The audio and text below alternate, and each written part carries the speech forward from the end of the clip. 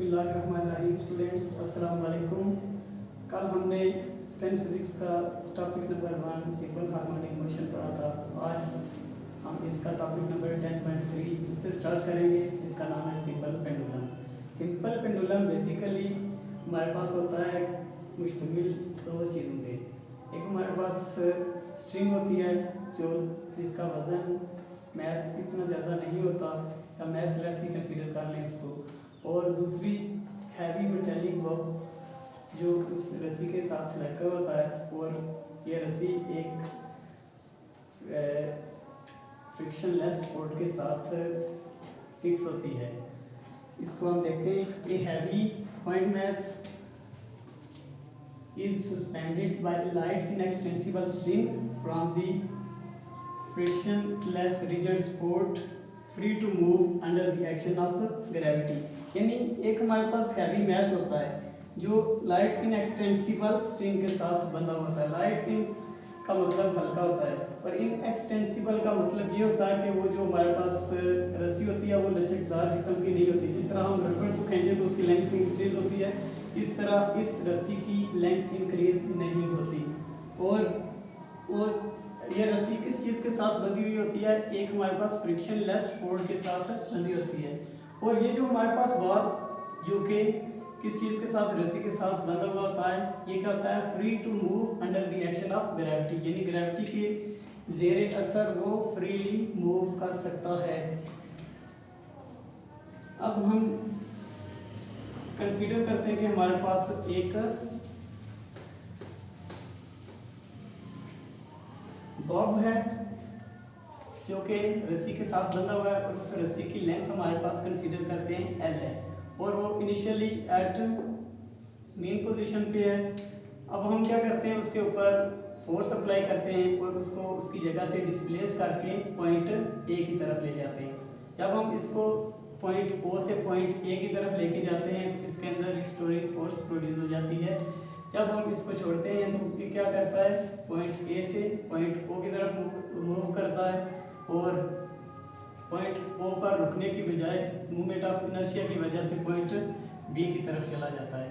इस प्रोसेस में हमारे पास होता क्या है, जब हम इसको सिंपल पेंडुलम को अपनी जगह से पॉइंट A की तरफ लेके जाते हैं तो हमारे पास क्या होता है, इस पर इसका जो वेट होता है वो एक्ट डाउनवर्ड कर रहा होता है, W=mg एक्ट्स डाउनवर्ड। और हमारे पास जो इस रस्सी के अंदर तनाव यानी टेंशन होती है, उसकी डायरेक्शन क्या होती है, अपवर्ड होती है। अब हमारे पास जो वेट होता है उसके क्या होते हैं, दो कंपोनेंट्स होते हैं। एक एक्स एक्सिस पे जो हमारे पास W का कंपोनेंट, वेट का कंपोनेंट होता है, उसको mg cos ऑफ थीटा कहते हैं, और जो y एक्सिस के ऊपर वेट का कंपोनेंट होता है उसको wy =mg sin of theta. अब हम देखते हैं कि इस पॉइंट पे जो बॉब है इसमें टेंशन अपवर्ड है, और जो mg cos ऑफ थीटा यानी वेट का जो cos कंपोनेंट है वो क्या है, इसकी टेंशन की एंटी पैरेलल मौजूद है, और ये दोनों कंपोनेंट्स एक दूसरे के इफेक्ट को कैंसिल कर देंगे, और हमारे पास जो इस पॉइंट पर रिस्टोरिंग फोर्स होगी वो किसकी वजह से होगी, हमारे पास mg sin थीटा यानी y कंपोनेंट ऑफ वेट की वजह से इस पॉइंट पे हमारे पास जो रिस्टोरिंग फोर्स होगी वो होगी, हमारे पास जो रिस्टोरिंग फोर्स होगी वो mg sin ऑफ थीटा की वजह से होगी इस पॉइंट A पर। तो हम क्या करेंगे, F restoring -mg sin of theta. इसमें हमारे पास जो नेगेटिव साइन है वो किस चीज़ को इंडिकेट कर रहा है, क्योंकि हमने जब इसके ऊपर फोर्स लगाई थी तो पेंडुलम को पॉइंट O से डिस्प्लेस करके पॉइंट A की तरफ लेके गए थे, तो फोर्स की डायरेक्शन क्या थी, ये वाली। और जब हम इसको छोड़ते हैं तो हमारे पास दोबारा ये mg sin ऑफ थीटा जो रिस्टोरिंग फोर्स है वो क्या करती है, उसकी डायरेक्शन टुवर्ड्स मेन पोजीशन है। दैट्स व्हाई अपोजिट डायरेक्शन की वजह से हमारे पास इसमें नेगेटिव साइन आता है। और according to Newton second law of motion हमारे पास क्या होता है, F = ma। अब इसको इक्वेशन नंबर 1 का नाम देते हैं और इसको इक्वेशन नंबर 2 का नाम देते हैं। Comparing equation 1 and 2, comparing equation 1 and 2, तो हमारे पास क्या होता है, ma = g sine of theta. अब हम देखते हैं क्या चीज़ के m से कैंसिल हो जाती है, a equal to minus g sine of theta. अब जब हम इस पेंडुलम को मीन पोजीशन से डिस्प्लेस करके a की तरफ लेके जाते हैं, अगर हमारे पास ऐसी कंडीशन आ जाए कि थीटा की वैल्यू वेरी स्मॉल हो जाए, थीटा इज़ वेरी स्मॉल, अगर हमारे पास थीटा बहुत कम वैल्यू हो तो साइन थीटा क्या हो जाता है, अप्रॉक्सीमेटली इक्वल टू थीटा आ जाता है। तो हमारे पास ये इक्वेशन क्या बन जाएगी, a equal to minus g of theta. अब इस इक्वेशन में हम क्या करते हैं, थीटा की वैल्यू पुट करते हैं। तो थीटा की वैल्यू हमारे पास किस तरह आती है, हम सपोज करते हैं कि हमारे पास एक सर्कल है जिसका रेडियस r है। अब हम क्या करते हैं, उस जो रेडियस वाली लाइन है उससे किसी एंगल थीटा के ऊपर एक और लाइन ड्रा करते हैं, और इन दोनों लाइंस के दरमियान जो हमारे पास ये कर्व आएगी, इसको हम क्या कहते हैं, कट, इसको हम r कहते हैं। और हमारे पास जो थीटा की वैल्यू आती है इस रिलेशन में, वो किसके बराबर आती है, theta equal to s over r। और हम लेट्स सपोज करते हैं कि हमारे पास s is equal to x है और r इक्वल टू l है। तो हमारे पास थीटा की वैल्यू क्या बनेगी, theta is equal to x over l। अब हम इस थीटा की जगह x ओवर l की वैल्यू पुट करेंगे तो हमारे पास आएगा a equal to minus g into x over l। अब इस पूरी टर्म में हमारे पास हम कंसीडर करते हैं कि g over l equal to constant. अब फिर हमारे पास क्या रिलेशन आएगा, a is proportional to minus x। ये हमारे पास सिंपल हार्मोनिक मोशन की टर्म आ गई। इसका मतलब ये है कि हमारे पास जो सिंपल पेंडुलम है वो सिंपल हार्मोनिक मोशन की टर्म को फॉलो करता है, और ये हमारे पास किस चीज़ की एग्जांपल है, सिंपल हार्मोनिक मोशन की या सिंपल हार्मोनिक ऑसिलेटर की। अब हमारे पास जो ये पॉइंट था मेन पॉइंट ओ, इससे जब हमने इसको बॉब को ए पोजीशन पर लेके गए थे, इस पे हमारे पास जो चीज़ें एक्ट कर रही थी वो क्या क्या थी, तो हमारे पास मेन चीज़ें थी, फोर्स थी,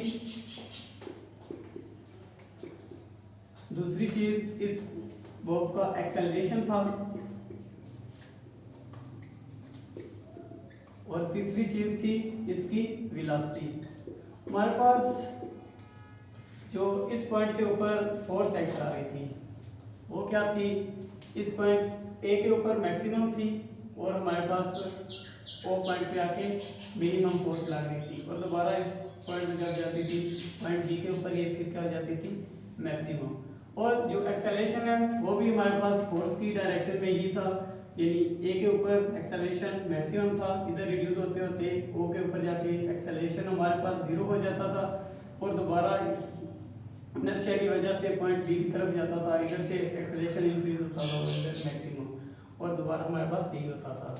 लेकिन वेलोसिटी इन दोनों की क्या थी, इनवर्स कंसीडर कर लेते हैं कि हमारे पास पॉइंट ए के ऊपर आके जब बॉब को हमने पॉइंट ओ से डिस्प्लेस करके ए पे लेके गए थे, इधर इसकी वेलोसिटी इनिशियली क्या थी, जीरो। जब हमने इसको छोड़ा तो हमारे पास इसकी वेलोसिटी इंक्रीज होना शुरू हुई, और इस पॉइंट ओ के ऊपर वेलोसिटी हमारे पास मैक्सिमम थी। इस पर रुकने के बजाय ये फिर इनर्शिया की वजह से ये वो पॉइंट बी की तरफ चला गया था, और इधर जब बी के पॉइंट पे आता है तो हमारे पास इधर भी इसकी वेलोसिटी यहाँ से कम होती शुरू होती है, और पॉइंट बी के ऊपर जाके मिनिमम हो जाती है, यानी जीरो, और दोबारा ये हमारे पास ऑसिलेट करता रहता है। इसके बाद हमारे पास time period of simple pendulum.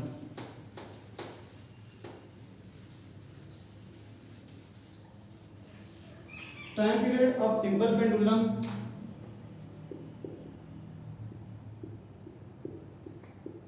वो t is equal to 2 pi square root of l over g। इस रिलेशन से हमें पता चलता है कि सिंपल पेंडुलम का जो टाइम पीरियड है वो दो चीज़ों पे डिपेंड करता है, एक लेंथ ऑफ द स्ट्रिंग और दूसरा ग्रेविटेशनल एक्सेलरेशन। यानी अगर हमारे पास मैस कोई कहे कि जो हमारे पास बॉब का मैस है उसका टाइम पीरियड के ऊपर क्या असर होता है, तो हम क्या कहेंगे, यानी अगर बॉब का मैस m था पहले, उसको 2m कर दिया, तो उसके टाइम पीरियड पर क्या फ़र्क पड़ेगा। तो हमारे पास इस रिलेशन से क्या प्रूव होता है कि जब हम किसी भी बुक का मैथ सिंगल से डबल कर दें या उसको इंक्रीज कर दें तो टाइम पीरियड पे कोई फ़र्क नहीं पड़ेगा। लेकिन अगर हमारे पास ये जो इसकी लेंथ है इसको इंक्रीज या डिक्रीज करें तो हमारे पास इस पर फ़र्क पड़ेगा। लेट्स सपोज दैट इनिशियली इसकी लेंथ l थी, अगर हम इसकी लेंथ को 4l कर दें तो हमारे पास क्या रिलेशन आ जाएगा, t is equal to 2 pi square root l की जगह 4l लिख देंगे, l प्राइम लिख देंगे, l equal to 4l prime हो गई। और हमारे पास इसमें क्या आएगा, डिवाइडेड बाय g। अब 4 हमारे पास क्या था, 4 2 का स्क्वायर है, और t हमारे पास क्या आ जाएगा 2 into 2 pi square root l prime over g। अगर l prime equal to l है तो हमारे पास t इक्वल टू क्या आ जाएगा 2 into t equal to 2 into 2 pi square root l over g which is equal to हमारे पास यानी इनिशियल टाइम के डबल हो जाता है अगर इसकी हम लेंथ को 4 टाइम इंक्रीज करें। इसी तरह अगर हम इसकी लेंथ को डिक्रीज करें 4 टाइम तो हमारे पास टाइम पीरियड क्या हो जाएगा, हाफ हो जाएगा। और दूसरी चीज़ जो टाइम पीरियड जिस पे डिपेंड कर रहा है वो है हमारे पास ग्रेविटेशनल एक्सेलरेशन। ग्रेविटेशनल एक्सेलरेशन की वैल्यू वेरीज करती है फ्रॉम प्लेस टू प्लेस।